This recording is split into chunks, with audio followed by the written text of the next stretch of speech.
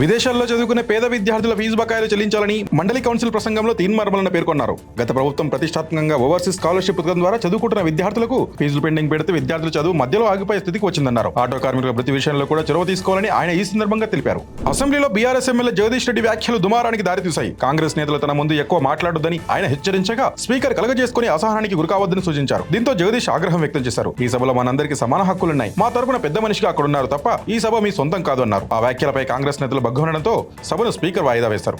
Future city development అథారిటీని ఏర్పాటు చేస్తూ ప్రభుత్వం ఉత్తర్వులు జారీ చేసింది. శ్రీశైలం జాతీయ రహదారి, నాగార్జునసాగర్ రాష్ట్ర రహదారి మధ్య 765.28 చదరపు కిలోమీటర్ల విస్తీర్ణంలో దీన్ని ఏర్పాటు చేయనున్నట్టు పేర్కొంది. ఈ అథారిటీ చైర్మన్ గా సీఎం రేవంత్ వ్యవహరించనున్నారు. దీని పరిధిలో రంగారెడ్డి జిల్లాలోని 56 రెవెన్యూ గ్రామాలు, 7 మండలాలు రానున్నాయి. దీనిని ప్రభుత్వం ఫోర్త్ సిటీగా అభివర్ణిస్తుంది. కాంగ్రెస్ పార్టీ హిందూ వ్యతిరేక పార్టీ అని బీజేపీ ఎమ్మెల్యే రాజాసింగ్ అన్నారు. హోలీ రోజు గుంపులుగా తిరగొద్దంటూ హైదరాబాద్ పోలీసులు ఆంక్షలు విధించడంపై మండిపడ్డారు. హిందువుల పండుగలకే మీకు ఆంక్షలు గుర్తొస్తాయా? మా పండుగ ఎలా జరుపుకోవాలో పోలీసులు 9వ నిజాం రేవంత్ చెప్తారా? హోలీ రోజు బయటికి వెళ్లొద్దని ముస్లింలకు చెప్పాల్సింది. రంజాన్ నెలలో రాత్రి నుంచి తెల్లారి వరకు జరిగిన న్యూసెన్స్ కనబడట్లేదా అని ప్రశ్నించారు.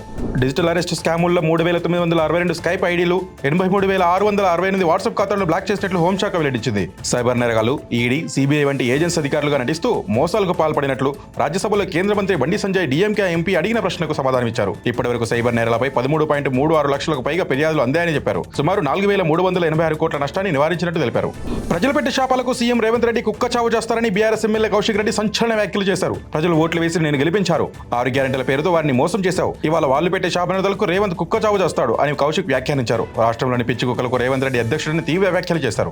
నియోజకవర్గాల పునర్విభజనతో దక్షిణాదికి అన్యాయం జరుగుతుందని సీఎం రేవంత్ రెడ్డి అన్నారు. ఈ నెల 22న చెన్నైలో జరగనున్న సమావేశానికి రావాల్సిందిగా డీఎంకే నేతలు ఢిల్లీలో ఉన్న సీఎంను ఆహ్వానించారు. పార్టీ అనుమతి తీసుకుని ఈ సమావేశంలో పాల్గొంటారని రేవంత్ చెప్పారు. కేంద్రం దక్షిణాది రాష్ట్రాలపై కుట్ర పన్నుతోందని విమర్శించారు. ఈ సమావేశానికి సౌత్ బీజేపీ నేతలను కూడా ఆహ్వానిస్తామని రేవంత్ తెలిపారు.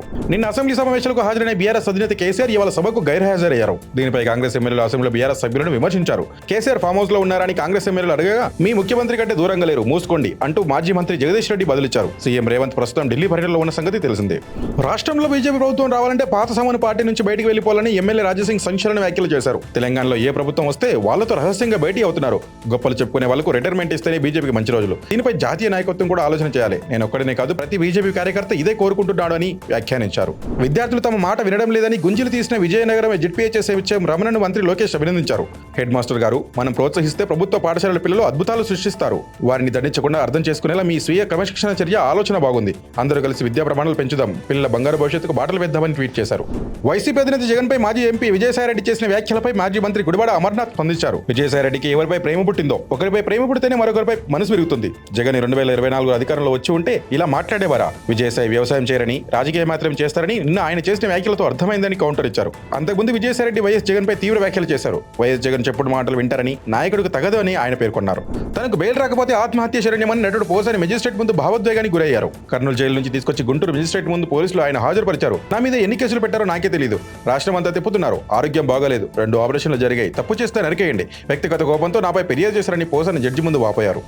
జనసేన ఆవిర్భావ దినోత్సవ సభ శుక్రవారం సాయంత్రం 3:30 నుంచి ప్రారంభమవుతుందని నాదెండ్ల మనోహర్ తెలిపారు. 1600 మంది పోలీసులతో భారీగా బందోబస్తు ఏర్పాటు చేస్తున్నామని, ఆహారం, మంచినీరు అందరికీ అందేలా చర్యలు చేపట్టామని చెప్పారు. సభాస్థలంలో 12 అంబులెన్స్లు, మెడికల్ బృందాలను సిద్ధం చేశామన్నారు. మహిళలకు ప్రత్యేక గ్యాలరీలు, సౌకర్యాలు ఏర్పాటు చేశామని వివరించారు. రాష్ట్రంలో ఈ ఏడాది జూన్ నాటికి 5 లక్షల ఇల్లు నిర్మించి అర్హులకు ఇస్తామని మంత్రి పార్థసారథి చెప్పారు. పేదల ఇళ్ల నిర్మాణానికి కేంద్రం ఇచ్చిన నిధులను గత వైసీపీ ప్రభుత్వం ఇష్టానుసారంగా ఉపయోగించిందని దుయ్యబట్టారు. తాము అధికారంలోకి వచ్చాక 1.25 లక్షల నిర్మాణాలు పూర్తి చేశామని, మిగిలిన 7.25 లక్షల గృహ నిర్మాణాలను 2026 మార్చిలోగా పూర్తి చేస్తామని పేర్కొన్నారు.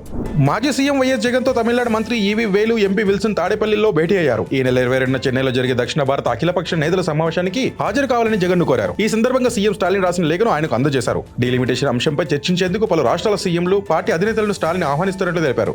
భారత వాయుసేన అమలుపదిలోకి కొత్త అస్త్రం చేరనుంది. గగనతలం నుంచి గగనతలంపైకి ప్రయోగించగల బియాండ్ విజువల్ రేంజ్ అస్త్ర క్షిపణిని ఏరోనాటికల్ డెవలప్మెంట్ ఏజెన్సీ విజయవంతంగా పరీక్షించింది. ఒడిశాలోని చండీపూర్ తీరంలో తేజస్ యుద్ధ విమానం ఏఎఫ్ MK1 నుంచి ఈ ప్రయోగాన్ని నిర్వహించినట్లు DRDO ప్రకటించింది. 100 కిలోమీటర్ల పరిధిలో పైలట్ కంటికి కనిపించిన లక్షణాలు కూడా ఈ క్షిపణి సాయంతో ఛేదించవచ్చు. పాకిస్తాన్లోని జాఫర్ ఎక్స్ప్రెస్ హైజాక్ ఘటనలో 25 మంది మరణించారని పాకిస్తాన్ చెబుతుండగా ఆ సంఖ్య 100కి పైగా ఉందని బలోచ్ లిబరేషన్ ఆర్మీ ప్రకటించింది.